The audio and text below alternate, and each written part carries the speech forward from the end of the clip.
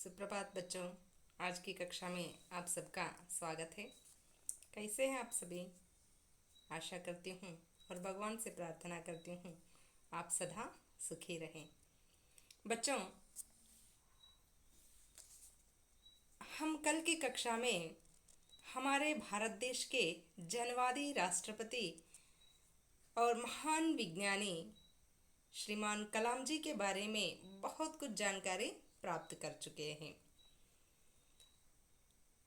हम उनके आत्मकथा अग्नि की उड़ान से लिए गए कुछ अंशों के बारे में इन्हें काफ़ी जानकारी प्राप्त कर चुके हैं। अग्नि की उड़ान से लिया हुआ पाठ मेरा बचपन। कल हमें आज की कक्षा शुरू करने से पहले कल की कक्षा में हम क्या क्या सीखे हैं, कौन कौन सी जानकारी प्राप्त कर चुके हैं, इसका पुनरावलोकन करना चाहती हूँ। बच्चों, हम सभी जानते हैं, कल की कक्षा में जान लिए हैं कि कलाम जी का जन्म कब हुआ। क्या आप कोई बता सकते हैं कलाम जी का जन्म कब और कहाँ हुआ? हाँ बच्चों, आपने ठीक कहा। कलाम जी का जन्म 15/10/1931 को हुआ था। और कहाँ पर हुआ था? तमिलनाडु के रामेश्वरम कस्बे में इनका जन्म हुआ था। और कलाम जी के माता पिता कौन थे? कलाम जी के पिताजी का नाम था जैनुलाब्दीन। वे तो औपचारिक शिक्षा पाए हुए व्यक्ति नहीं थे और ना ही धनिक व्यक्ति भी न थे। फिर भी वे बहुत बुद्धिमान व्यक्ति थे और उसके साथ साथ बहुत आडंबरहीन व्यक्ति थे और सभी ऐशो आराम वाली चीज़ों से बहुत दूर रहते थे। और उनके माताजी आशी अम्मा थी और आशी अम्मा जी जैनुलाब्दीन की तरह बहुत ही सरल व्यक्तित्व होने वाली महिला थी। और उन दोनों का जीवन वहाँ पर रहने वाले सारे दंपतियों के लिए आदर्श जीवन था। इस तरह वे बहुत ही सादगी से जीवन बिताने वाले आदर्श दंपति थे। और रामेश्वरम का वातावरण तो बहुत सुंदर था। रामेश्वरम में एक पवित्र शिव मंदिर देवालय था, इसलिए उस शिव मंदिर देवालय के कारण रामेश्वरम को तीर्थ स्थल भी कहा जाता है। और कलाम जी का घर उस रामेश्वरम मंदिर से केवल 10 मिनट की दूरी पर था। और कलाम जी का घर एक मस्जिद वाली गली में था और उस गली में मुसलमान पड़ोसियों के साथ साथ हिंदू परिवार के लोग भी रहते थे। वे लोग किस तरह रहते थे? वे लोग बिल्कुल बहुत ही प्यार से मिलजुल कर भाईचारे की भावना से बहुत ही खुशी और संतुष्ट का जीवन बिताते थे। और वहाँ पर रहने वाले रामेश्वरम में रहने वाला शिव मंदिर देवालय के पुजारी कौन थे? हाँ, आपने बिल्कुल ठीक कहा। शिव मंदिर देवालय के पुजारी पक्षी लक्ष्मण शास्त्री थे। और पक्षी लक्ष्मण शास्त्री और जैनुलाब्दीन दोनों अविच्छिन्न मित्र थे और वे दोनों मिलकर सदा आध्यात्मिक विचारों के बारे में बात करते थे। जब कलाम जी प्रश्न पूछने लायक होते हैं तब उनके पिताजी से नमाज के बारे में पूछते हैं। तो जैनुलाब्दीन कलाम जी को बताते हैं कि नमाज पढ़ते वक्त वे इतर ब्रह्मांड का एक हिस्सा बन जाते हैं, तब उन्हें कोई दौलत, आयु, धर्म किसी का भी भेदभाव नहीं होता है। और जैनुलाब्दीन की दिनचर्या सूर्योदय से पहले ही शुरू हो जाती थी। वे उठते ही उनके सुबह 4 बजे उठकर वे नमाज पढ़ने के बाद नारियल के बाग चले जाते थे और वहाँ से लौटते समय दर्जनों नारियल को अपने कंधे पर उठाए पैदल ही लौटकर आते थे। इस तरह वे परिश्रमी व्यक्ति भी थे। और कलाम जी उनके पिताजी के एक वाणी को सदा याद में रख लेते थे और अपने प्रौद्योगिकी की जिंदगी में भी उन बातों का अनुकरण करने का भरसक प्रयास भी करते हैं। और वे ये भी मानते थे कि कोई न कोई एक ऐसी दैवी शक्ति ज़रूर है जो हमें चिंता, दुख और असफलता से दूर करती है और हमारे मन में एक नया शक्ति चैतन्य को उत्पन्न कर देती है। यहाँ तक ಪಾಠ हुआ था। ಮಕ್ಕಳೇ, ನಾವೆಲ್ಲ ನಿನ್ನೆಯ ತರಗತಿಯಲ್ಲಿ ನಮ್ಮ ಭಾರತ ದೇಶದ ರಾಷ್ಟ್ರಪತಿಗಳಾಗಿ ಸೇವೆ ಸಲ್ಲಿಸಿದಂತಹ ಮಹಾನ್ ವಿಜ್ಞಾನಿ ಶ್ರೀಮಾನ್ ಅಬ್ದುಲ್ ಕಲಾಂಜಿ ಅವರ ಬಗ್ಗೆ ಸಾಕಷ್ಟು ವಿಷಯಗಳನ್ನು ತಿಳ್ಕೊಂಡಿದ್ವಿ. ಅಂದರೆ ಅವರ ಒಂದು ಜನನವಾಗಿದ್ದು, ಅವರ ತಂದೆ ತಾಯಿಯ ಹೆಸರು, ಹೀಗೆ ಹಲವಾರು ವಿಷಯಗಳನ್ನು, ಅವರ ತಂದೆ ತಾಯಿಯ ಜೀವನ ಶೈಲಿ ಯಾವ ರೀತಿಯಾಗಿತ್ತು, ಹಲವಾರು ವಿಷಯಗಳನ್ನು ನಾವು ಕಂಡುಕೊಂಡಿದ್ವಿ. ಅಂದರೆ ಅಬ್ದುಲ್ ಕಲಾಂಜಿ ಅವರ ಜನ್ಮ ತಮಿಳುನಾಡಿನ ರಾಮೇಶ್ವರಮಲ್ಲಿ ಆಯಿತು. ಮತ್ತು ಅವರ ತಂದೆ ತಾಯಿಯ ಹೆಸರು ಜೈನುಲಾಬದನ್ ಮತ್ತು ಆಶಿಯಮ್ಮ ಎಂದಾಗಿತ್ತು. ಅವರಿಬ್ಬರು ಆದರ್ಶ ದಂಪತಿಗಳಾಗಿ ತುಂಬ ಸರಳವಾದಂತಹ ಜೀವನವನ್ನು ನಡೆಸ್ತಾ ಇದ್ದರು. ಹಾಗಾಗಿ ಕಲಾಂಜಿಯವರ ಬಾಲ್ಯವೂ ಸಹ ತುಂಬ ಸರಳತೆಯಿಂದ ಮತ್ತು ನಿಶ್ಚಿಂತೆಯಿಂದ ಸಾಗಿತ್ತು. ಜೈನುಲಾಬದೀನ್ ರವರು ಎಲ್ಲ ಐಷಾರಾಮಿ ವಸ್ತುಗಳಿಂದ ತುಂಬ ದೂರ ಇರ್ತಾ ಇದ್ರು. ಆದರೆ ಜೀವನಕ್ಕೆ ಬೇಕಾಗುವಂತಹ ಎಲ್ಲ ಅವಶ್ಯಕ ವಸ್ತುಗಳು ಅವರ ಮನೆಯಲ್ಲಿ ಸುಲಭವಾಗಿ ಕೈಗೆಟಕುವಂತಹ ರೀತಿಯಲ್ಲಿ ಇರ್ತಾ ಇದ್ವು.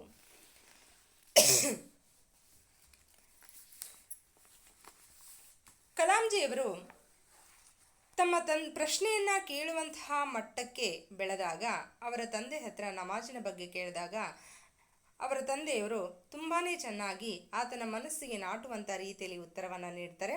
ಅಂದರೆ ನಮಾಜ್ ಓದುವಂತಹ ಸಂದರ್ಭದಲ್ಲಿ ನೀನು ಬ್ರಹ್ಮಾಂಡದ ಒಂದು ಭಾಗವಾಗಿರ್ತೀಯ.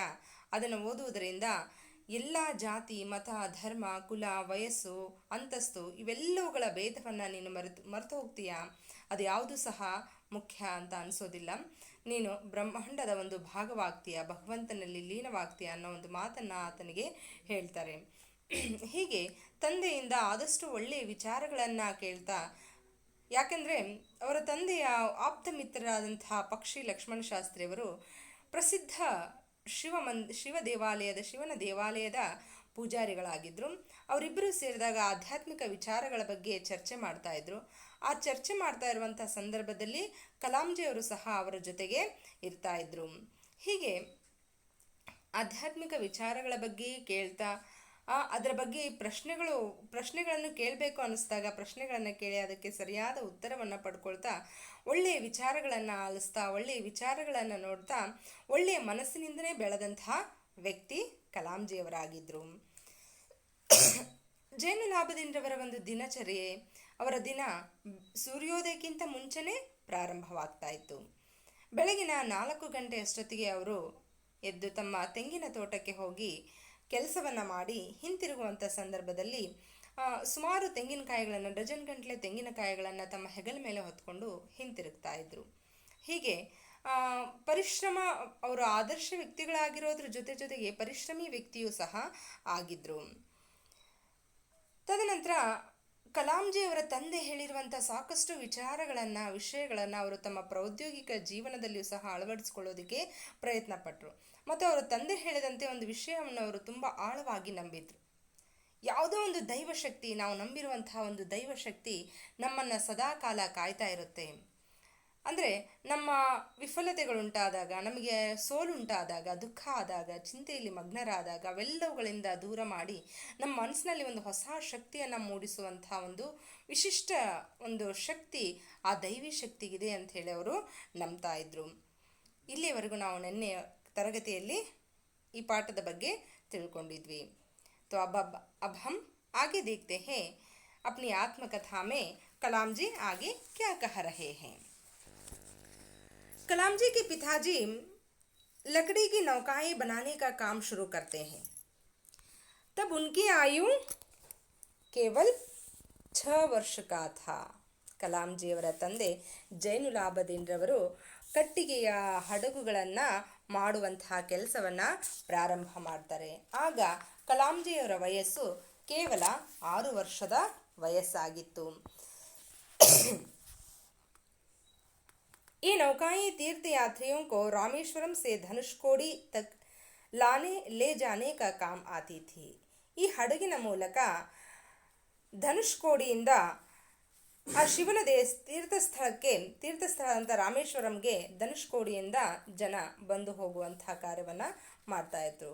ರಾಮೇಶ್ವರಂದಿಂದ ಧನುಷ್ಕೋಡಿಗೆ ಜನರನ್ನು ಈ ದೋಣಿಯ ಮೂಲಕ ಕರ್ಕೊಂಡು ಬರಲಾಗ್ತಾ ಇತ್ತು.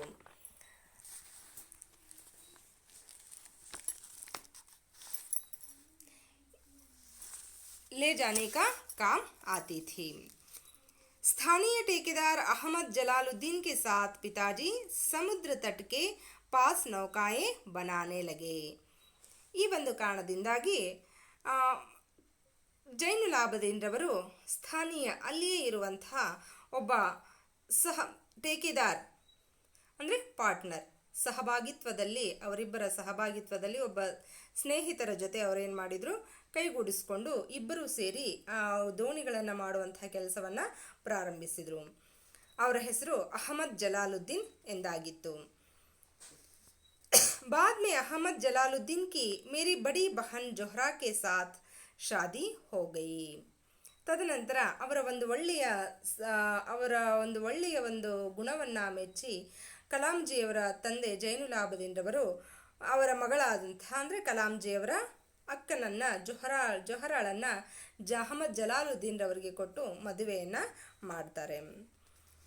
नौकाओं को आकार लेते हुए मैंने गौर से देखता था. ಆ ಕಟ್ಟಿಗೆ ಮೊದಲು ಸಾಧಾರಣವಾಗಿರುವಂತಹ ಕಟ್ಟಿಗೆ ಯಾವ ರೀತಿಯಾಗಿ ಹಡಗಿನ ರೂಪವನ್ನು ಪಡ್ಕೊಳ್ಳುತ್ತೆ ಅನ್ನೋದನ್ನು ತುಂಬ ಸೂಕ್ಷ್ಮವಾಗಿ ಗೌರ್ ಈ ಪದದ ಅರ್ಥ ಏನಾಗಿರುತ್ತೆ, ತುಂಬ ಸೂಕ್ಷ್ಮವಾಗಿ ಅವ್ರು ಏನು ಮಾಡ್ತಾ ಇದ್ರು, ಗಮನಿಸ್ತಾ ಇದ್ರು, ನೋಡ್ತಾ ಇದ್ರು. ಪಿತಾಜಿ ಕಾ ಕಾರೋಬಾರ್ ಕಾಫಿ ಅಚ್ಚಾ ಚಲ್ ರಹಾ ಥಾ. ತಂದೆಯವರ ಈ ದೋಣಿಗಳನ್ನು ಮಾಡುವಂಥ ಕೆಲಸ ತುಂಬಾ ಚೆನ್ನಾಗಿ ನಡೀತಾ ಇತ್ತು. ಏಕ್ ದಿನ್ 100 मील प्रति घंटे की रफ्तार से हवा चली और समुद्र की तूफान आ गया. ಒಂದು ದಿನ ಹೀಗೆ ಸುಂದರವಾಗಿ ಕಟ್ಟಿಗೆಗಳಿಂದ ಸುಂದರವಾದಂತಹ ದೋಣಿಗಳನ್ನು ಮಾಡೋದನ್ನು ನೋಡಿ ಅಬ್ದುಲ್ ಕಲಾಂಜಿಯವರು ತುಂಬ ಆಶ್ಚರ್ಯ ಪಡ್ತಾ ಇದ್ರು. ಆದರೆ ಒಂದು ಸಲ ಅವರು ಊಹಿಸಲಿಕ್ಕೆ ಸಾಧ್ಯ ಆಗದೇ ಇರುವಂತಹ, ಕಲ್ಪಿಸಿಕೊಳ್ಳೋಕ್ಕೂ ಸಾಧ್ಯ ಆಗದೇ ಇರುವಂತಹ ಒಂದು ಘಟನೆ ಆ ಸಮುದ್ರದಲ್ಲಿ ಸಂಭವಿಸುತ್ತೆ. ಅಂದರೆ एक दिन 100 मील प्रति घंटे की रफ्तार से हवा चली और समुद्र में तूफान आ गया. 100 ಮೈಲಿ ಗಂಟೆಗೆ 100 ಮೈಲಿ ವೇಗದಲ್ಲಿ ಸಮುದ್ರದಲ್ಲಿ ಚಂಡಮಾರುತಗಳು ಏರ್ಪಡ್ತವೆ. ಅಂದರೆ 160 ಕಿಲೋಮೀಟರ್ ವೇಗದಲ್ಲಿ ಅಲ್ಲಿ ಚಂಡಮಾರುತ ಬೀಸುತ್ತೆ. ಆಗ ಕಲಾಂಜಿಯವರು ಇಲ್ಲಿವರೆಗೂ ಕೇವಲ ಸಮುದ್ರದಲ್ಲಿ ಒಂದು ಸುಂದರವಾದಂತಹ ದೃಶ್ಯವನ್ನು ಮಾತ್ರ ಕಂಡಿದ್ದು. ಅಂದರೆ ಸೂರ್ಯೋದಯ ಮತ್ತು ಸೂರ್ಯಾಸ್ತದ ರಮಣೀಯ ದೃಶ್ಯವನ್ನು ಕಂಡು ಸಂತೋಷವನ್ನು ಪಟ್ಟಿದ್ರು. ಸಮುದ್ರದಲ್ಲಿ ಇಂಥ ಭಯಾನಕ ದೃಶ್ಯಗಳು ಸಂಭವಿಸ್ತವೆ ಅನ್ನೋದನ್ನು ಅವರು ಆ ದಿನವೇ ಕಂಡಿದ್ದು. तूफान में सेतु कराई के कुछ लोग और हमारी नावें बह गई. ಈ ಚಂಡಮಾರುತ ಸಂಭವಿಸಿದಾಗ ನಾವು ಈ ಚಿತ್ರದಲ್ಲಿ ಕಾಣ್ತಾ ಇದ್ದೇವೆ, ಅದು ಪಾಂಬನ್ ಸೇತುವೆ ಆಗಿತ್ತು. ಬ್ರಿಟಿಷರ ಕಾಲದಲ್ಲಿ ಏರ್ಪಡಿಸಿದಂತಹ ಪಾಂಬನ್ ಸೇತುವೆ ಆಗಿತ್ತು. ಆ ಪಾಂಬನ್ ಸೇತುವೆ ಪೂರ್ತಿಯಾಗಿ ಪುಡಿ ಆಗುತ್ತೆ. ಅಂದರೆ ಅದು ಮುರಿದು ಹೋಗುತ್ತೆ. ಅಲ್ಲಿ ಆ ಸೇತುವೆಯ ಮಾರ್ಗವಾಗಿ ಬರ್ತಾ ಇದ್ದಂತಹ ರೈಲಿನಲ್ಲಿರುವಂತಹ ಅನೇಕ ಯಾತ್ರಿಕರು ಸಹ ಸಾವನ್ನು ಅನುಭವಿಸ್ತಾರೆ. ಈ ರೈಲೇ ಬಿದ್ದು ಯಾತ್ರಿಕರೆಲ್ಲರೂ ಸಾವನ್ನು ಅನುಭವಿಸಿದಾಗ, ಆ ಸೇತುವೆಯು ಸಹ ಮುರಿದು ಹೋದಾಗ ಇನ್ನು ದೋಣಿಗಳ ಲೆಕ್ಕ ಯಾವುದಲ್ವಾ? ಆ ದೋಣಿಗಳು ಸಹ ಕಾಣೋದಕ್ಕೆ ಹೆಸರಿಲ್ಲದೆ ಏನಾಗ್ತವೆ, ಮುಳುಗಿ ಹೋಗ್ತವೆ. उसी में पाम्बन पुल भी टूट गया और यात्रियों से भरी ट्रेन दुर्घटनाग्रस्त हो गई. ಯಾತ್ರಿಕರಿಂದ ತುಂಬಿರುವಂತಹ ಪ್ರಯಾಣಿಕರಿಂದ ತುಂಬಿರುವಂತಹ ರೈಲು ಸಹ ದುರ್ಘಟನೆಗೆ ಒಳಗಾಯಿತು. ಜಬ್ ತಕ್ ಮೈನೆ ಸಿರ್ಫ್ ಸಮುದ್ರ ಕಿ ಖೂಬ್ಸೂರತಿ ಕೋ ಹಿ ದೇಖಾ ತಾ. ಅಲ್ಲಿಯವರೆಗೂ ಕಲಾಂಜಿಯವರಿಗೆ ಸಮುದ್ರ ಅಂದರೆ ಸುಂದರವಾದಂತಹ ಒಂದು ಸೂರ್ಯೋದಯ ಮತ್ತು ಸೂರ್ಯಾಸ್ತದ ರಮಣೀಯ ದೃಶ್ಯಗಳನ್ನು ನೋಡಿ ಸವಿಯೋದಕ್ಕೆ, ಒಂದು ಸುತ್ತಾಡುವುದಕ್ಕಾಗಿರುವಂತಹ ಒಂದು ಸ್ಥಳ, ಮನಸ್ಸಿನ ದುಃಖಗಳನ್ನು ನೋವನ್ನು ಮರೆಯೋದಕ್ಕಿರುವಂತಹ ಒಂದು ಸ್ಥಳ ಅಂತ ಮಾತ್ರ ಅಂದ್ಕೊಂಡಿದ್ರು. ಇಂಥ ಉಗ್ರವಾದಂತಹ ದೃಶ್ಯಗಳೂ ಸಹ ಸಮುದ್ರದಲ್ಲಿ ಸಂಭವಿಸ್ತವೆ ಅನ್ನೋದು ಕಲಾಂಜಿಯವರಿಗೆ ತಿಳಿದಿರಲಿಲ್ಲ. ಅಂತಹ ಒಂದು ಮುಗ್ಧ ವಯಸ್ಸಿನಲ್ಲಿ ಅವರು ಆಗ ಇದ್ರು. उनकी अपार एवं अनियंत्रित ऊर्जा ने मैंने ಹತಪ್ರಭ ಕರ್ ದಿಯಾ. ಆ ಸಮುದ್ರದ ಅನಿಯಂತ್ರಿತ ಒಂದು ಶಕ್ತಿಯನ್ನು ನೋಡಿ, ಅನಿಯಂತ್ರಿತವಾಗಿರುವಂತಹ ಚಂಡಮಾರುತಗಳನ್ನು ನೋಡಿ ಕಲಾಂಜಿಯವರು ನಿಜಕ್ಕೂ ಸಹ ದಿಗ್ಭ್ರಾಂತರಾಗಿ ನಿಲ್ತಾರೆ. उम्र में काफ़ी फ़र्क होने के बावजूद अहमद जलालुद्दीन मेरे आंतरिक मित्र थे. आंतरिक मित्र बन गए. ಅಹಮದ್ ಜಲಾಲುದ್ದೀನ್ ಅವರ ಅಕ್ಕನ ಪತಿಯಾಗಿದ್ದರು, ಅಂದರೆ ಜೊಹರಾರವರ ಪತಿಯಾಗಿದ್ದರು. ಅವರಲ್ಲಿ ಆ ಜಲಾಲುದ್ದೀನ್ ರವರಿಗೂ ಮತ್ತು ಕಲಾಂಜಿಯವರಿಗೂ ವಯಸ್ಸಿನ ಅಂತರ ತುಂಬಾ ಇತ್ತು. ಅಂದರೆ ಅಹಮದ್ ಜಲಾಲುದ್ದೀನ್ ರವರು ಕಲಾಂಜಿಯವರಿಗಿಂತ ಸುಮಾರು 15 ವರ್ಷ ದೊಡ್ಡವರಾಗಿದ್ದರು. ಆದರೂ ಸಹ ಅವರಿಬ್ಬರಲ್ಲಿ ಒಂದು ಒಳ್ಳೆಯ ಮಿತ್ರತ್ವ, ಒಳ್ಳೆಯ ಸ್ನೇಹ ಬೆಳೆದಿತ್ತು. ವಹ ಮುಜ್ಸೆ ಕರೀಬನ್ 15 ಸಾಲ್ ಬಡೆ ಥೇ. ಅವರು ಕಲಾಂಜಿಯವರಿಗಿಂತ ಸುಮಾರು 15 ವರ್ಷ ದೊಡ್ಡವರಾಗಿದ್ದರು. वे मुझे आज़ाद कहकर पुकारा करते थे. कलाम जी कहते हैं ಜಲಾಲುದ್ದೀನ್ उन्हें आज़ाद नाम से पुकारते थे. ಜಲಾಲುದ್ದೀನ್ ರವರು ಅವರನ್ನು ಆಜಾದ್ ಅನ್ನೋ ಹೆಸರಿನಿಂದ ಕರೀತಾ ಇದ್ರು. हम दोनों रोज़ाना शाम को दूर तक साथ घूमने जाया करते थे. अहमद जलालुद्दीन और कलाम जी दोनों मिलकर रोज़ाना शाम को समुद्र के तट पर घूमने जाया करते थे. ಅಹಮದ್ ಜಲಾಲುದ್ದೀನ್ ಮತ್ತು ಕಲಾಂಜಿಯವರು ಪ್ರತಿದಿನ ಸಂಜೆ ಸಮುದ್ರದ ದಂಡೆಯ ಮೇಲೆ ಸುತ್ತಾಡೋದಕ್ಕಾಗಿ ಹೋಗ್ತಾ ಇದ್ರು. हम मस्जिद वाली गली से निकलते और समुद्र के रेतीले तट पर चल पड़ते. ಅವರು ತಮ್ಮ ಮನೆಯ ಅಂದರೆ ಮಸೀದಿ ಇರುವಂತಹ ಓಣಿಯಿಂದ ತಮ್ಮ ಓಡಾಟವನ್ನು ಅಂದರೆ ವಾಕಿಂಗನ್ನು ಶುರು ಮಾಡಿ ಸಮುದ್ರದ ಒಂದು ಮರಳಿನ ದಾರಿಯಲ್ಲಿ ನಡೀತಾ ಸುಮಾರು ದೂರ ನಡ್ಕೊಂಡು ಹೋಗ್ತಾ ಇದ್ರು. ಅವ್ರು ಜಲಾಲುದ್ದೀನ್ ಪ್ರಾಯ ಆಧ್ಯಾತ್ಮಿಕ ವಿಷಯ ಪರ್ ಬಾತೆ ಕರ್ತೆ. ಆ ರೀತಿ ಸುತ್ತಾಡೋದಕ್ಕೆ ಹೋದಂಥ ಸಂದರ್ಭದಲ್ಲಿ ಜಲಾಲುದ್ದೀನ್ ರವರು ಕೇವಲ ಆಧ್ಯಾತ್ಮಿಕ ವಿಷಯಗಳ ಬಗ್ಗೆನೇ ಚರ್ಚೆ ಮಾಡ್ತಾ ಇದ್ರು. ಅಂದರೆ ಇಲ್ಲಿ ಕಲಾಂಜಿಯ ಮಕ್ಕಳಿಗೆ ಒಂದನ್ನು ಗಮನಿಸಬೇಕು. ಕಲಾಂಜಿಯವರು ಅವರ ತಂದೆಯ ಜೊತೆಯಲ್ಲಿದ್ದಾಗ ಅವರ ತಂದೆ ಮತ್ತು ಪಕ್ಷಿ ಲಕ್ಷ್ಮಣ ಶಾಸ್ತ್ರಿಯವರು ಸದಾ ಜೊತೆಗಿರ್ತಿದ್ರು ಮತ್ತು ಅವರು ಸಮಯ ಸಿಕ್ಕಾಗಲೆಲ್ಲ ಆಧ್ಯಾತ್ಮಿಕ ವಿಷಯಗಳ ಬಗ್ಗೆನೇ ಚರ್ಚೆ ಮಾಡ್ತಾ ಇದ್ರು. ಹೀಗಾಗಿ ತಂದೆಯ ಜೊತೆಯಲ್ಲಿದ್ದಾಗಲೂ ಸಹ ಆಧ್ಯಾತ್ಮಿಕ ವಿಚಾರಗಳನ್ನೇ ಅವರು ಕೇಳ್ತಾ ಇದ್ರು. ಇನ್ನು ಅವರ ಮಾವರಾದ ಜಲಾಲುದ್ದೀನ್ ಅಂದರೆ ಅಹಮದ್ ಜಲಾಲುದ್ದೀನ್ ಜೊಹರಾರ್ ಅವರ ಪತಿ, ಅವರ ಜೊತೆಯಲ್ಲಿದ್ದಾಗಲೂ ಸಹ ಆಧ್ಯಾತ್ಮಿಕ ವಿಷಯಗಳ ಬಗ್ಗೆನೇ ಅವರು ಕೇಳಿಸ್ಕೊಳ್ತಾ ಇದ್ರು. ಹೀಗೆ ಎಲ್ಲರ ಜೊತೆ ಅವರು ಯಾರ ಜೊತೆ ಬರಿತಾ ಇದ್ರು ಅವರೆಲ್ಲರಿಂದಲೂ ಸಹ ಒಳ್ಳೆಯ ಅಂಶಗಳನ್ನೇ ಅವರು ಕೇಳಿಸ್ಕೊಳ್ತಾ ಇದ್ರು, ಒಳ್ಳೆಯ ವಿಚಾರಗಳನ್ನೇ ಅವರು ಕೇಳಿಸ್ಕೊಳ್ತಾ ಇದ್ರು. ಹಾಗಾಗಿ ಅವರು ತುಂಬ ಚಿಕ್ಕಂದಿನಿಂದಲೇ ಒಳ್ಳೆಯ ವ್ಯಕ್ತಿತ್ವವನ್ನು ಬೆಳೆಸ್ಕೊಳ್ಳೋದಕ್ಕೆ ಸಾಧ್ಯ ಆಯಿತು. ಪ್ರಾಸಂಗವಶ್ ಮುझे यहाँ भी उल्लेख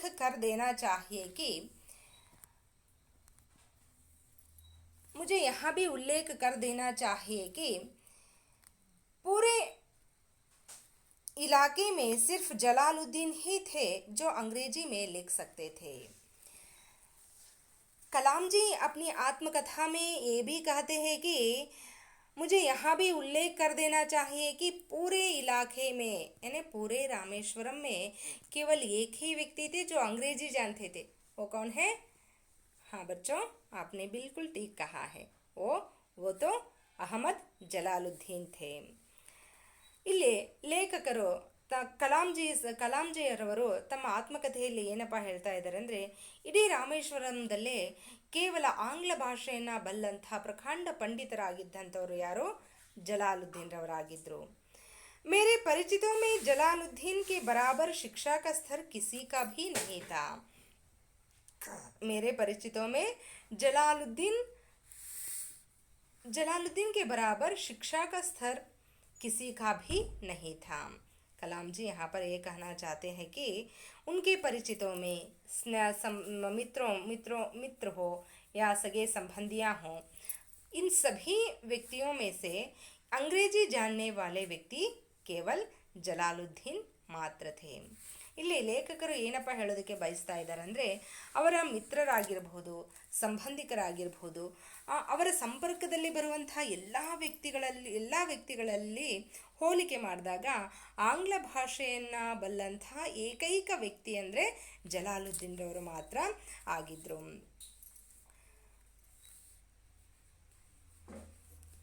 और ना ही किसी को उनके बराबर बाहरी दुनिया के बारे में पता था। और ना ही किसी को उनके बराबर बाहरी दुनिया के बारे में पता था.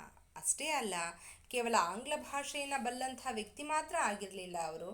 ಅವರಿಗೆ ಸರಿಸಮಾನವಾಗಿ ಈ ಹೊರಗಿನ ಪ್ರಪಂಚದ ವ್ಯಾವಹಾರಿಕ ಜ್ಞಾನವೂ ಸಹ ಇವರಿಗಿರುವಂತಹ ವ್ಯಾವಹಾರಿಕ ಜ್ಞಾನವೂ ಸಹ ಬೇರೆ ಯಾರಿಗೂ ಸಹ ಅಲ್ಲಿ ಇರಲಿಲ್ಲ.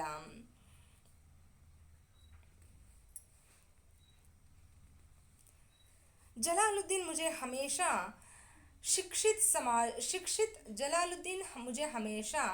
शिक्षित व्यक्तियों, वैज्ञानिक खोजों, समकालीन साहित्य और चिकित्सा विज्ञान की उपलब्धियों के बारे में बताते रहते थे. ಮಕ್ಕಳೇ, ಇದನ್ನು ಸೂಕ್ಷ್ಮವಾಗಿ ಗಮನಿಸಬೇಕು ಮತ್ತು ಇದನ್ನು ನೆನಪಿನಲ್ಲಿ ಇಟ್ಕೊಳ್ಳೋದಕ್ಕೆ ಪ್ರಯತ್ನನ ಮಾಡಿ. ಜಲಾಲುದ್ದೀನ್ ರವರು ಕೇವಲ ಕಲಾಂಜಿಯವರನ್ನು ಜೊತೆಗೆ ಕರ್ಕೊಂಡು ಸುತ್ತಾಡೋದಕ್ಕೆ ಹೋದಾಗ ಆಧ್ಯಾತ್ಮಿಕ ವಿಷಯಗಳ ಬಗ್ಗೆ ಚರ್ಚೆಯನ್ನು ಮಾಡ್ತಾ ಇದ್ರು. ಅಷ್ಟೇ ಅಲ್ಲದೆ ಕಲಾಂಜಿಯವರಿಗೆ ಆಗಿನ ಒಂದು ವರ್ತಮಾನ ಒಂದು ಪರಿಸ್ಥಿತಿಯಲ್ಲಿ ಅವರು ಸದಾಕಾಲ ಶಿಕ್ಷಿತ ವ್ಯಕ್ತಿಗಳ ಬಗ್ಗೆ ಅಂದಿನ ಒಂದು ಕಾಲದಲ್ಲಿ ಆಗಿನ ಸಂದರ್ಭದಲ್ಲಿ ಯಾರು ಹೆಚ್ಚು ಶಿಕ್ಷಣವನ್ನು ಪಡೆದಿರ್ತಾರೋ, ಶಿಕ್ಷಣವನ್ನು ಪಡೆದು ಯಾರು ಸಾಧನೆಗಳನ್ನು ಮಾಡಿರ್ತಾರೋ ಅಂಥ ವ್ಯಕ್ತಿಗಳ ಬಗ್ಗೆ, ವೈಜ್ಞಾನಿಕ ಆವಿಷ್ಕಾರಗಳ ಬಗ್ಗೆ ಮತ್ತು ಆಗಿನ ಒಂದು ಸಮಕಾಲೀನ ಸಾಹಿತಿಗಳ ಬಗ್ಗೆ, ಉತ್ತಮ ಸಾಹಿತ್ಯಗಳ ಬಗ್ಗೆ, ಚಿಕಿತ್ಸಾ ವಿಜ್ಞಾನದ ಬಗ್ಗೆಯೂ ಸಹ ಅವರಿಗೆ ಸದಾ ಹೇಳ್ತಾ ಇದ್ರು. ಈ ರೀತಿಯಾಗಿ ಕೇವಲ ಆಧ್ಯಾತ್ಮಿಕ ವಿಚಾರಗಳನ್ನು ಕೇಳಿ ಬೆಳೆದಂಥ ವ್ಯಕ್ತಿ ಕಲಾಂಜಿಯವರು ಆಗಿರಲಿಲ್ಲ. ಆಧ್ಯಾತ್ಮಿಕ ವಿಷಯಗಳ ಜೊತೆಗೆ ಶೈಕ್ಷಣಿಕ ತಜ್ಞರ ಬಗ್ಗೆ, ವೈಜ್ಞಾನಿಕ ಆವಿಷ್ಕಾರಗಳ ಬಗ್ಗೆ, ಸಮಕಾಲೀನ ಸಾಹಿತಿಗಳ ಬಗ್ಗೆ, ವೈಜ್ಞಾನಿಕ ಆವಿಷ್ಕಾರಗಳ ಬಗ್ಗೆ ಮತ್ತು ಚಿಕಿತ್ಸಾ ವಿಭಾಗದಲ್ಲಿ ಆದಂಥ ಹೊಸ ಒಂದು ಆವಿಷ್ಕಾರಗಳ ಬಗ್ಗೆ, ಹೊಸ ಶಸ್ತ್ರಚಿಕಿತ್ಸೆಗಳ ಬಗ್ಗೆ, ಈ ರೀತಿ ಸಾಕಷ್ಟು ವಿಷಯಗಳನ್ನು ಅವರು ಜಲಾಲುದ್ದೀನ್ ರವರಿಂದ ಕೇಳಿ ತಿಳ್ಕೊಂಡಿದ್ರು.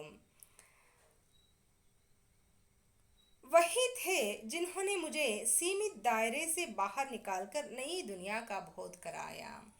ಜಲಾಲುದ್ದೀನ್ ರವರೇ ಒಂದು ಸೀಮಿತ ಅಂದರೆ ಒಂದು ಎಲ್ಲೆಯನ್ನು ಹಾಕೊಂಡಿದ್ರು. ಪ್ರಪಂಚ ಅಂದರೆ ಇಷ್ಟೇ ಅಂತ ಅವರು ಅಂದ್ಕೊಂಡಿರುವಂತಹ ಒಂದು ಕ್ಷೇತ್ರದಿಂದ ಅವರನ್ನು ಹೊರಗೆ ಎಳ್ಕೊಂಡು ಬಂದು, ಪ್ರಪಂಚ ಕೇವಲ ನೀನು ಅಂದ್ಕೊಂಡ ಹಾಗಿಲ್ಲ, ತುಂಬ ವಿಶಾಲವಾಗಿದೆ ಅನ್ನೋದನ್ನು ಅವನಿಗೆ ಮನದಟ್ಟು ಮಾಡಿಕೊಟ್ಟು ಅವನಿಗೆ ಅರ್ಥ ಮಾಡಿಸಿ ಪ್ರಪಂಚದ ಹಲವಾರು ವಿಷಯಗಳ ಬಗ್ಗೆ ಅವರಿಗೆ ಹೇಳಿದಂತಹ ವ್ಯಕ್ತಿ ಜಲಾಲುದ್ದೀನ್ ರವರಾಗಿದ್ದರು. मेरे बाल्यकाल में पुस्तकें एक दुर्लभ वस्तु की तरह हुआ करती थी. कलाम जी ये भी कहते हैं कि कलाम जी ये भी कहते हैं कि जब वे बाल्यकाल में थे, बचपन, कलाम जी के बचपन की अवस्था में एक दुर्लभ वस्तु थी, पुस्तक एक दुर्लभ वस्तु थी. ಇಲ್ಲಿ ಕಲಾಂಜಿಯವರು ತಮ್ಮ ಆತ್ಮಕಥೆಯಲ್ಲಿ ಏನಪ್ಪ ಹೇಳೋದಕ್ಕೆ ಬಯಸ್ತಾ ಇದ್ದಾರೆ ಅಂದರೆ, ಅವರ ಒಂದು ಬಾಲ್ಯಕಾಲದಲ್ಲಿ ಪುಸ್ತಕಗಳು ತುಂಬ ಹೇರಳವಾಗಿ ಲಭ್ಯವಾಗಿರುವಂತಹ ವಸ್ತುಗಳು ಆಗಿರಲಿಲ್ಲ. ಸುಲಭವಾಗಿ ಕೈಗೆಟಕುವಂಥವು ಸಹ ಆಗಿರಲಿಲ್ಲ. ಪುಸ್ತಕಗಳ ಅಧ್ಯಯನಕ್ಕಾಗಿ ಅವರಾಗ ತುಂಬಾ ಕಷ್ಟಪಡಬೇಕಾಗಿತ್ತು, ತುಂಬ ಬೆಲೆ ಕೊಟ್ಟು ಕೊಂಡುಕೊಳ್ಬೇಕಾಗಿತ್ತು. हमारे यहाँ स्थानीय स्तर पर एक पूर्व क्रांतिकारी या कहिए उग्र राष्ट्रवादी STR ಮಾಣಿಕಂ का ನಿಜಿ ಪುಸ್ತಕಾಲಯ था. ಆದರೆ ಅವರು ವಾಸ ಮಾಡ್ತಾ ಇರುವಂತಹ ಇಲಾಖೆಯಲ್ಲಿಯೇ ಒಬ್ಬ ವ್ಯಕ್ತಿ ಇದ್ದರು. ಅಂದರೆ ಅವರು ಕ್ರಾಂತಿಕಾರಿಗಳಾಗಿದ್ದರು, ಉಗ್ರ ರಾಷ್ಟ್ರವಾದಿಗಳಾಗಿದ್ದರು. ಅವರೇ STR ಮಾಣಿಕಮ್ಮರವರಾಗಿದ್ದರು. ಅವರು ತಮ್ಮ ಮನೆಯಲ್ಲಿ ಒಂದು ಸ್ವಂತ ನಿಜಿ ಪುಸ್ತಕಾಲಯ, ಅಂದರೆ ಅವರ ಸ್ವಂತದ್ದೇ ಆದಂತಹ ಒಂದು ಪುಸ್ತಕಾಲಯವನ್ನು ನಿರ್ಮಿಸಿಕೊಂಡಿದ್ರು. उन्होंने मुझे हमेशा पढ़ने के लिए उत्साहित किया. ಆ ಮಾಣಿಕಂರವರು ಸದಾಕಾಲ ಕಲಾಂಜಿಯವರನ್ನು ಓದೋದಕ್ಕೆ ಪ್ರೋತ್ಸಾಹವನ್ನು ಕೊಡ್ತಾ ಇದ್ರು. ತಮ್ಮ ಮನೆಗೆ ಅವರನ್ನು ಕರೆದು ಆ ಪುಸ್ತಕಗಳನ್ನು ಓದೋದಕ್ಕಾಗಿ ಅವನಿಗೆ ಒಳ್ಳೊಳ್ಳೆ ಪುಸ್ತಕಗಳನ್ನು ತೆಗೆದುಕೊಡ್ತಾ ಇದ್ರು. ಅದು ವೈಜ್ಞಾನಿಕ ಆವಿಷ್ಕಾರಗಳ ಬಗ್ಗೆ ಆಗಿರ್ಬೋದು, ಚಿಕಿತ್ಸಾ ವಿಭಾಗದ್ದಾಗಿರ್ಬೋದು, ಉತ್ತಮವಾದ ಸಾಹಿತಿಗಳ ಬಗ್ಗೆ ಆಗಿರ್ಬೋದು, ಹೀಗೆ ಅನೇಕ ಹೊಸ ಹೊಸ ಪುಸ್ತಕಗಳನ್ನು ಅವರಿಗೆ ಓದೋದಕ್ಕೆ ಕೊಡ್ತಾ ಇದ್ರು. ಹೀಗಾಗಿ ಚಿಕ್ಕಂದಿನಿಂದಲೇ ಆಧ್ಯಾತ್ಮಿಕ ವಿಷಯಗಳನ್ನು ಕೇಳ್ತಾ ಕೇಳ್ತಾ ಒಳ್ಳೆಯ ಪುಸ್ತಕಗಳನ್ನು ಓದುವಂಥ ಹವ್ಯಾಸವು ಸಹ ಕಲಾಂಜಿಯವರಿಗೆ ಆ ಬಾಲ್ಯಕಾಲದಿಂದಲೇ ಬೆಳೆದಿತ್ತು. मैं अक्सर उनके घर से पढ़ने के लिए किताबें ले आया करता था. ಅಕ್ಸರ್ ಯಾವಾಗಲೂ ಕಲಾಂಜಿಯವರು ಅವರ ಮನೆಯಿಂದ ಅಂದರೆ STR ಮಾಣಿಕಂರವರ ಮನೆಯಿಂದ ಪುಸ್ತಕಗಳನ್ನು ಓದೋದಕ್ಕೆ ಅವರ ಮನೆಗೆ ತರ್ತಾ ಇದ್ರು. ಹೀಗೆ ಕಲಾಂಜಿಯವರು ಒಂದು ಉತ್ತಮವಾದಂತಹ ಪರಿಸರದಲ್ಲಿ ಬೆಳೆದಂಥ ವ್ಯಕ್ತಿಯಾಗಿ ಮುಂದೊಂದು ದಿನ ದೇಶವೇ ಮೆಚ್ಚುವಂತಹ ಪ್ರೀತಿಯ ರಾಷ್ಟ್ರಪತಿಗಳಾಗಿ, ಒಬ್ಬ ಶ್ರೇಷ್ಠ ವಿಜ್ಞಾನಿಯಾಗಿ ಬೆಳೆದು ಜಗತ್ತಿಗೆ ಬೆಳಕನ್ನು ನೀಡುವಂಥ ಮಹಾನ್ ವ್ಯಕ್ತಿಯಾಗಿ ಕಂಗೊಳಿಸಿದರು.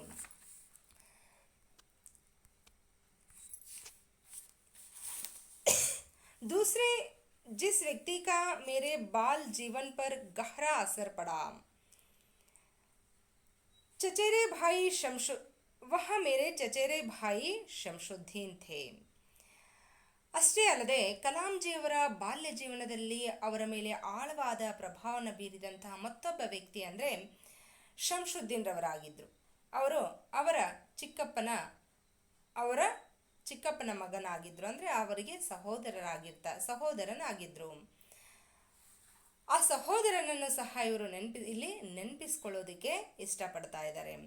वह रामेश्वरम में अखबारों के एकमात्र वितरक थे. ಅವರು ರಾಮೇಶ್ವರಂದಲ್ಲಿ ಏಕಮಾತ್ರ ವಿತರಕ್, ಪತ್ರಿಕೆಗಳನ್ನು ವಿತರಣೆಗೊಳಿಸುವಂತಹ ಏಕೈಕ ವ್ಯಕ್ತಿಯಾಗಿದ್ದರು. अखबार रामेश्वरम स्टेशन पर सुबह की ट्रेन से पहुंचते थे. ಆ ದಿನಪತ್ರಿಕೆಗಳು ಬೆಳಗಿನ ಜಾವ ರಾಮೇಶ್ವರಂದಿಂದ ಬರುವಂತಹ ರಾಮೇಶ್ವರಂ ಸ್ಟೇಷನ್ನಲ್ಲಿ ಟ್ರೈನ್ನ ಮೂಲಕ ಬರ್ತಾ ಇತ್ತು. ಜೋ ಪಾಂಬನ್ ಸೆ ಆತಿ ಥಿ, ಅದು ಆ ಟ್ರೈನ್ ಪಾಂಬನ್ನಿಂದ ಬರ್ತಾ ಇತ್ತು. ಆ ರಾಮೇಶ್ವರಂಗೆ ಚಲಿಸ್ತಾ ಇರುವಂತಹ ಟ್ರೈನ್ನಿಂದಲೇ ಆ ಪೇಪರ್ ಬಂಡಲ್ಗಳನ್ನು ಬಿಸಾಕ್ತಾ ಇದ್ರು. ಆ ರೀತಿ ಎಸೆದಂತಹ ಬಂಡಲ್ಗಳನ್ನು ಕಲಾಂಜಿಯವರು ಸಂಗ್ರಹಿಸಿಕೊಂಡು ಕಲಾಂಜಿಯವರು ಮತ್ತು ಆತನ ಸಹೋದರ ಅಂದರೆ ಶಂಶುದ್ದೀನ್ ಇಬ್ಬರೂ ಸೇರಿ ಸೈಕಲ್ ಸವಾರಿ ಮೂಲಕ ಪತ್ರಿಕೆಗಳನ್ನು ಇಡೀ ಊರಿಗೆ ಹಂಚುವಂಥ ಕೆಲಸವನ್ನು ಅಣ್ಣ ತಮ್ಮಂದಿರಿಬ್ಬರು ಮಾಡ್ತಾ ಇದ್ರು. इस अखबार एजेंसी को अकेले शमशुद्दीन ही चलाते थे. ಈ ಪತ್ರಿಕೆಯನ್ನು ಕೇವಲ ಶಂಶುದ್ದೀನ್ ರವರು ಒಬ್ಬರೇ ನಿಭಾಯಿಸ್ತಾ ಇದ್ರು.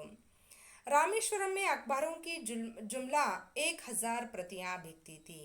ದಿನಕ್ಕೆ ರಾಮೇಶ್ವರಂದಲ್ಲಿ 1000 ಪ್ರತಿಗಳು, ದಿನಪತ್ರಿಕೆಯ ಪ್ರತಿಗಳು ಹಂಚಿಕೆಯಾಗ್ತಾ ಇದ್ವು, ಮಾರಾಟವಾಗ್ತಾ ಇದ್ವು. ಬಿಕ್ತಿ ಥಿ ಇದರ ಅರ್ಥ ಮಾರಾಟವಾಗು. बचपन में मेरे 3 पक्के दोस्त थे. कलाम जी बचपन में कहते हैं कि कलाम जी को बचपन में 3 अच्छे दोस्त थे।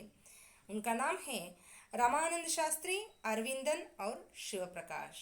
ಕಲಾಂಜಿಯವರು ತಮ್ಮ ಬಾಲ್ಯ ಸ್ನೇಹಿತರನ್ನ ಇಲ್ಲಿ ಪರಿಚಯಿಸಿಕೊಳ್ತಾ ಇದ್ದಾರೆ. ಅವರಲ್ಲಿ ಒಬ್ಬರು ರಮಾನಂದ ಶಾಸ್ತ್ರಿ ಆಗಿದ್ರು, ಮತ್ತೊಬ್ಬರು ಅರವಿಂದನ್, ಮತ್ತೊಬ್ಬರು ಶಿವಪ್ರಕಾಶ್. ಈ ತೀನೋ ಹಿ ಬ್ರಾಹ್ಮಣ ಪರಿವಾರ ಸೇ ಥೆ. ಇವರು 3 ಜನ ಸಹ ಬ್ರಾಹ್ಮಣ ಪರಿವಾರದಿಂದ ಬಂದಂಥವರಾಗಿದ್ದರು. ಇವರು 3 ಜನ ಬ್ರಾಹ್ಮಣ ಪರಿವಾರದವರಾಗಿದ್ದರೂ ಸಹ ಕಲಾಂಜಿಯವರು ಅವರ 3 ಜನರ ಜೊತೆ ಅವ್ರ ಜೊತೆ ತುಂಬ ಪ್ರೀತಿ ವಿಶ್ವಾಸದಿಂದ ಇರ್ತಾ ಇದ್ರು. ಎಂದಿಗೂ ಸಹ ಅವರಲ್ಲಿ ಭಿನ್ನ ಭೇದ ಆಗಲಿ ಅಥವಾ ಯಾವುದೇ ಒಂದು ಮನಸ್ತಾಪಗಳಾಗಲಿ ಬೆಳೀಲೇ ಇಲ್ಲ. ಎಲ್ಲರೂ ಸದಾ ಸಂತೋಷದಿಂದ ಖುಷಿಯಾಗಿ ಇರ್ತಾ ಇದ್ರು. ಕೇವಲ ಸ್ನೇಹಿತರಷ್ಟೇ ಅಲ್ಲ, ಅವರ ಓಣಿಯಲ್ಲಿರುವಂತಹ ಎಲ್ಲ ಮುಸ್ಲಿಂ ಬಾಂಧವರು ಮತ್ತು ಹಿಂದೂ ಪರಿವಾರದವರು ಹೊಂದಾಣಿಕೆಯಿಂದ, ಪ್ರೀತಿ ವಿಶ್ವಾಸದಿಂದ, ಸಂತೋಷದಿಂದ ಜೀವನವನ್ನು ನಡೆಸ್ತಾ ಇದ್ರು. रामानंद शास्त्री तो रामेश्वरम मंदिर के सबसे बड़े पुजारी पक्षी लक्ष्मण शास्त्री का बेटा था. ರಾಮಾನಂದ ಶಾಸ್ತ್ರಿ ಅವರು ರಾಮೇಶ್ವರಂನ ಪ್ರಸಿದ್ಧ ದೇವಾಲಯವಾಗಿರುವಂತಹ ಶಿವನ ದೇವಸ್ಥಾನದ ಪೂಜಾರಿಗಳಾದಂತಹ ಪಕ್ಷಿ ಲಕ್ಷ್ಮಣ ಶಾಸ್ತ್ರಿಯವರ ಮಗನಾಗಿದ್ದರು. ಪಕ್ಷಿ ಲಕ್ಷ್ಮಣ ಶಾಸ್ತ್ರಿಯವರು ಜೈನ ಲಾಭದಿಂದವರ ಆಪ್ತ ಮಿತ್ರರಾಗಿದ್ದರು. अलग अलग धर्म पालन पोषण पढ़ाई लिखाई को लेकर हम में से किसी भी बच्चे ने कभी भी आपस में कोई भेदभाव महसूस नहीं किया. कलाम जी यहाँ पर ये भी कहना चाहते हैं, अलग अलग धर्म यानी चारों लोगों का धर्म अलग अलग है, फिर भी पढ़ाई लिखाई में हो या उनके पालन पोषण में या वेशभूषा में या आहार पद्धति में, किसी भी विषय में इन चारों लोगों के बीच में कभी भी आपस में भेदभाव का महसूस नहीं हुआ है. ಈ 4 ಜನ ಮಿತ್ರರಲ್ಲಿ ಎಂದಿಗೂ ಸಹ ಜಾತಿ, ಮತ, ಧರ್ಮಗಳ ವಿಷಯದಲ್ಲಾಗಲಿ, ಓದು ಬರಹದ ವಿಷಯದಲ್ಲಾಗಲಿ ಅಥವಾ ಆಹಾರ ತಿಂಡಿ ಊಟ ಉಪಚಾರಗಳ ವಿಷಯದಲ್ಲಾಗಲಿ, ಯಾವುದೇ ವಿಷಯದಲ್ಲಾಗಲಿ ಒಬ್ಬರಿಗೊಬ್ಬರು ಇಲ್ಲಿ ಅವರು ಚರ್ಚೆ ಮಾಡಿದಂಥ ಅಥವಾ ಒಬ್ರಿಗೊಬ್ಬರು ಮನಸ್ತಾಪಗಳು ಉಂಟಾದಂಥ ಸಂದರ್ಭಗಳೇ ಎದುರಾಗಲಿಲ್ಲ. ಹೀಗೆ ಕಲಾಂಜಿಯವರು ಒಂದು ಉತ್ತಮವಾದಂತಹ ಜೀವನವನ್ನು ನಡೆಸೋದಕ್ಕೆ ಬೇಕಾಗುವಂತಹ ಒಂದು ಕಲೆಯನ್ನು ಬಾಲ್ಯದಿಂದಲೇ ಸಾಕಷ್ಟು ಜನರಿಂದ, ಅಂದರೆ ಕಲಾಂಜಿಯವರ ತಂದೆಯಾದಂತಹ ಜೈನುಲಾಬದೀನ್ ಮತ್ತು ಪಕ್ಷಿ ಲಕ್ಷ್ಮಣ ಶಾಸ್ತ್ರಿಯವರು ಮಾಡ್ತಾ ಇದ್ದಂಥ ಆಧ್ಯಾತ್ಮಿಕ ವಿಚಾರಗಳಿಂದ ಮತ್ತು ಅಹಮದ್ ಜಲಾಲುದ್ದೀನ್ ಅವರ ಸಹೋದರಿಯಾದಂತಹ ಜೊಹರಾರ್ ಅವರ ಪತಿಯಾಗಿದ್ದರು. ಅವರ ಜೊತೆ ಮಾಡ್ತಾ ಇದ್ದಂತಹ ಚರ್ಚೆಗಳು, ಅಂದರೆ ಅವರು ಸಹ ಆಧ್ಯಾತ್ಮಿಕ ವಿಷಯಗಳ ಬಗ್ಗೆ ಚರ್ಚೆ ಮಾಡ್ತಾ ಇದ್ರು.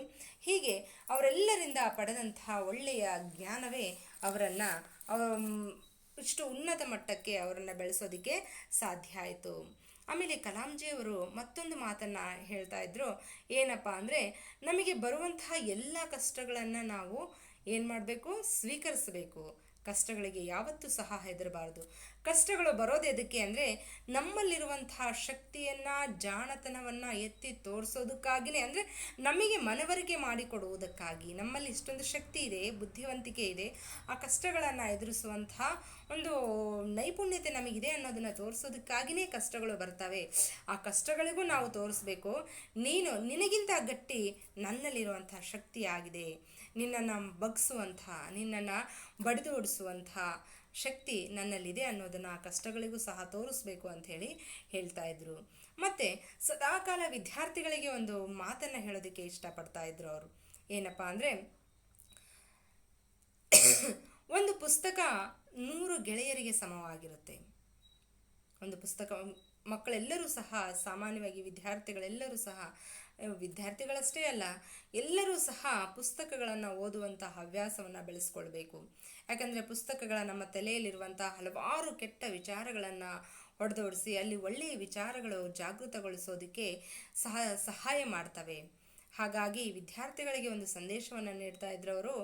ಯಾವಾಗಲೂ ಸಹ ಒಳ್ಳೆಯ ಪುಸ್ತಕಗಳನ್ನು ನೀವು ಆಯ್ಕೆ ಮಾಡಿಕೊಳ್ಳಿ ಮತ್ತು ಒಳ್ಳೆಯ ಸ್ನೇಹಿತರನ್ನು ಗಳಿಸ್ಕೊಳ್ಳಿ. ನೀವು ಜೀವನದಲ್ಲಿ ಹಣವನ್ನು ಗಳಿಸದೇ ಹೋದರೂ ಚಿಂತೆ ಇಲ್ಲ, ಒಳ್ಳೆಯ ಸ್ನೇಹಿತರನ್ನು ಗಳಿಸ್ಕೊಳ್ಳಿ ಅಂತ. ಯಾಕಂತಂದರೆ ಒಂದು ಪುಸ್ತಕ 100 ಗೆಳೆಯರಿಗೆ ಸಮನ ಆದರೆ ಒಬ್ಬ ಒಳ್ಳೆಯ ಗೆಳೆಯ, ಒಂದು ಒಳ್ಳೆಯ ಪುಸ್ತಕ 100 ಗೆಳೆಯರಿಗೆ ಸಮನಾಗಿರುತ್ತೆ. ಒಬ್ಬ ಒಳ್ಳೆಯ ಗೆಳೆಯ ಒಂದು ಇಡೀ ಗ್ರಂಥಾಲಯಕ್ಕೆ ಸಮನಾಗಿರ್ತಾನೆ. ಒಂದು ಪುಸ್ತಕ ಭಂಡಾರದಲ್ಲಿ, ಒಂದು ಗ್ರಂಥಾಲಯದಲ್ಲಿ, ಒಂದು ಪುಸ್ತಕಾಲಯದಲ್ಲಿ ಎಷ್ಟೆಲ್ಲ ಪುಸ್ತಕಗಳಿರ್ತಾವೋ ಹಾಗೆ ಒಬ್ಬ ಒಳ್ಳೆಯ ಗೆಳೆಯನಲ್ಲಿ ಅಷ್ಟೆಲ್ಲ ವಿಷಯಗಳಿರ್ತವೆ. ಒಬ್ಬ ಒಳ್ಳೆಯ ಗೆಳೆಯ ನಾವು ನಡೀತಾ ಇರುವಂತಹ ದಾರಿ ತಪ್ಪಾಗಿದ್ದರೆ ಅದನ್ನು ತಡೆದು ನಿಲ್ಲಿಸ್ತಾನೆ. ನೀನು ಹೋಗ್ತಾ ಇರುವಂಥ ದಾರಿ ತಪ್ಪು ಅಂತ ಹೇಳ್ತಾನೆ. ನಮ್ಮಲ್ಲಿ ಸಾಕಷ್ಟು ವಿಷಯಗಳನ್ನು, ಒಳ್ಳೆಯ ವಿಚಾರಗಳನ್ನು ಬೆಳೆಸೋದಕ್ಕೆ ಅವನು ಸಹಾಯ ಮಾಡ್ತಾನೆ. ಹೀಗೆ ಪುಸ್ತಕಗಳ ಬಗ್ಗೆ ಮತ್ತು ಉತ್ತಮವಾದಂತಹ ವ್ಯಕ್ತಿತ್ವಗಳನ್ನು ಬೆಳೆಸಿಕೊಳ್ಳೋದ್ರ ಬಗ್ಗೆ ಕಲಾಂಜಿಯವರು ಸದಾಕಾಲ ಇರ್ತಾಯಿದ್ರು. ಅವರು ಶ್ರೇಷ್ಠ ರಾಷ್ಟ್ರಪತಿಗಳಾಗಿದ್ದರೂ ಸಹ ಹೆಚ್ಚು ಸಮಯವನ್ನು ವಿದ್ಯಾರ್ಥಿಗಳ ಜೊತೆ ಕಳೀತಾ ಇದ್ರು. ವಿದ್ಯಾರ್ಥಿಗಳೆಂದರೆ ಅಷ್ಟೊಂದು ಪ್ರೀತಿ ಇತ್ತು ಅವರಿಗೆ.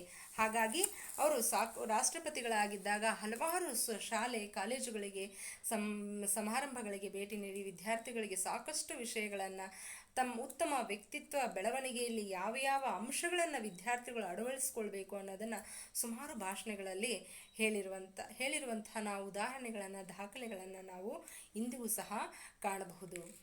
ವಿದ್ಯಾರ್ಥಿಗಳನ್ನು ಎಷ್ಟು ಪ್ರೀತಿಸ್ತಾ ಇದ್ರು ಅವರು ಅಂದರೆ, ಅವರ ಕೊನೆಯ ಉಸಿರುವರೆಗೂ ಸಹ ಅವರು ವಿದ್ಯಾರ್ಥಿಗಳು ಅಂದರೆ ಅವರು ಜೀವವನ್ನು ಬಿಡುವಂಥ ಸಂದರ್ಭದಲ್ಲೂ ಸಹ ವಿದ್ಯಾರ್ಥಿಗಳ ಜೊತೆಗೆ ಚರ್ಚೆ ಮಾಡುವಂಥ ಸಂದರ್ಭದಲ್ಲಿ ಅವರು ಪ್ರಾಣತ್ಯಾಗವನ್ನು ಮಾಡುವಂಥ ಒಂದು